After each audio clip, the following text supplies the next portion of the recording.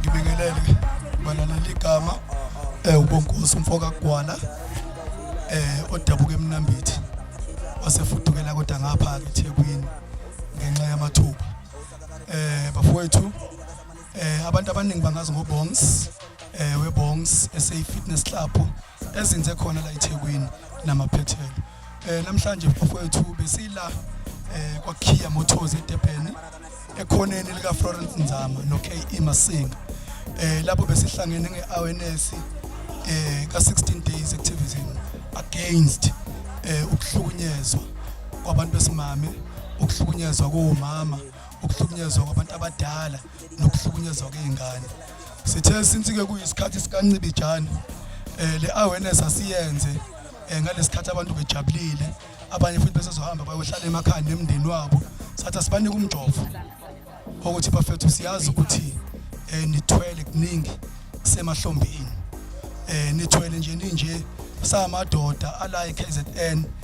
akwa fitness industry as such sithi bafethu asinodwa uBongs SA Fitness Club ehambisana noKhia waseThekwini ehambisana nama instructors zonke aseKZN aphume ngobuningi bawo namhlanje azongibamba isandla ukuthi le awareness ye GBV ukuthi be success. Ngithi ngiyabonga kakhulu. Wena ngamajara kusuka uvila amahita mandila taphashita yundiva osorebe yemalema osakara shakalwe osakara distance man sipile dinga kama niske step la dira dance man cash come shanda Undumiso wakazama lo guys silana eKhia Durban sibone kuyisidingo ukuthi sibe part of a sporting event where abantu bezofika bayivocavoce ba-exercise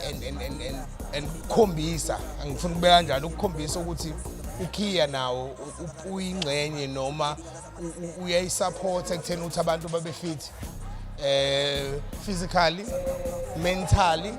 and because they are socialized lana sibaningi kuyaxoxwa, it also helps. It's like a coping mechanism. Abantu abaningi bakhopha khona endaweni zokujima. So yeah, yonke into esifuna ukuyenza, but the whole theme was us standing against gender-based violence, and yona ndlela lena sikwazi ukuthi sikhombise ngayo ukuthi si unity, whether umuntu wesilisa noma umuntu wesimame, we're just saying no to gender-based violence because it goes both ways, gender-based violence. So yeah. Namhlanje lokho esiqalile kusukela ekseni i-event ikhombisisa saseliyisimanga ngendlela engakaze ngiyibone ngoba ngicabanga ukuthi kunyakaze ngishiya ikhehla kwanyakaza izalukwazi kwanyakaza umuntu omusha, in fact wonke ama category abantu abakholela eKZN bebekhona into edala ukuthi ibe namandla kakhulu i-awareness ye 16 days activism against gender based violence ukubambisana ne-unity ebekhona phakathi ko-instructor bonke base-KZN nokubambisana ngama-stakeholders ade ekhona njengoKhia Durban, uRed Bull, uKZN Health, u-Old Mutual kanye no-Gym Company. Ibona benza ukuthi le event namhlanje ibe yi-success ngendlela eyisimanga. One more time nguBongs umfoka Gwala ngithi ngaphandle kwabantu base-KZN ngaphandle kwabajimbi base-KZN abahleze bengisupporta njalo kuma initiative engisuke ngiwenza aba health and wellness bengeke zibe yi-success le campaign. Ukuzivocavoca ke mfowethu kulapha into eningi, kulapha ingqondo yomuntu, kulapha umzimba womuntu, kuyakusiza mfethu ukuthi uthibe ezintweni eziningi njengo uphuzo oludakwayo, ukuzibandakanya egebengini nokuthi nalento ekuthiwa yini teenage pregnancy la sithola khona izingane ezincane zisheshe zimitha singakafika isikhathi ngenxa ukuthi zisuke zibhorekile ehleze emakhaya zingazi ukuthi kumele zenzeni, sigcine sebuka nama channel wrong sengekho isidingo. Kodwa makukhona ama campaign njengalawo bayaphuma abantu beze bajime babe revived, umuntu abuyele ekhaya umqondo usu fresh esazi ukuthi mina ngifuna uvuka kusasa ngihambe ngiyofundela uba uthisha ngimbonile uBongs iyaphilisa lento ngithe mase ngijimile ngawenza amalungu omzimba wami ukuthi ayaqaqeka naleza nkinga kade zinazo zokuhlukumezeka kade ngihlukumezekile ekhaya kade ngihlukumezekile emgaqweni kade ngihlukumezekile emphakathini zithe ukuqaqeka kancane i-main aim yakwa health and wellness ukuthi abantu bazothola umjovo ozobaphilisa ubakhulule futhi inkinga lapho soke benazo ababhekana nazo imihla namalanga. Although I'm not an expert when it comes to fitness and exercising and sports, but I do know that if you engage yourself ekutheni ukuthi uspend leso sikhathi doing into efana nama-sports kanje, number one, you get physically healthy and the immune system yakho gets boost because your heart is racing, your BP, yonke into ziyakwazi ukuregulate wethu umzimba nomzimba uyakwazi ukuyilwelela. Kubalulekile ukuthi once in a while igazi ulinyakazise, but not even once in a while, ifanele kube into esenza now and then, over and over and over again. So yes, Ukia is standing with abantu abazothi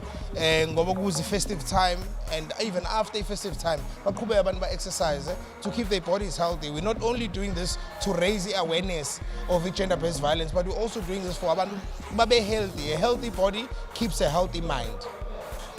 Siyibonga Safe Fitness Club one more time siyabonga kuMlando Production ukuthi usinikeze ithuba elihle njengaleli bafowethu kule awareness ngoba sithi abantu abaphephe asisho ukuthi abantu abaphephe kuphela ekuhlukunyezweni sithi abantu abaphephe nasemgaqweni abantu abaphephe kuzo zonke izinto ezizobafaka emngozini ngoba ku December abantu baphephe uphuzweni oludakayo iawareness nje kube iawareness ye-festive singaqoshisi nge-GBV kuphela ziningi ingozi ecreatekayo ngobudedengu babantu bajabule noma singekho isidingo bese sithi sibafisela uChristmas omuhle nonyaka omusha ka2026 size sibonane ngonyaka ozayo siyabonga kakhulu siyibonga Safe Fitness Club mawusifuna ungasithola ku TikTok uyasithola ku YouTube uyasithola ku WhatsApp uBongs Safe Fit Club @Bongs Safe Fit Club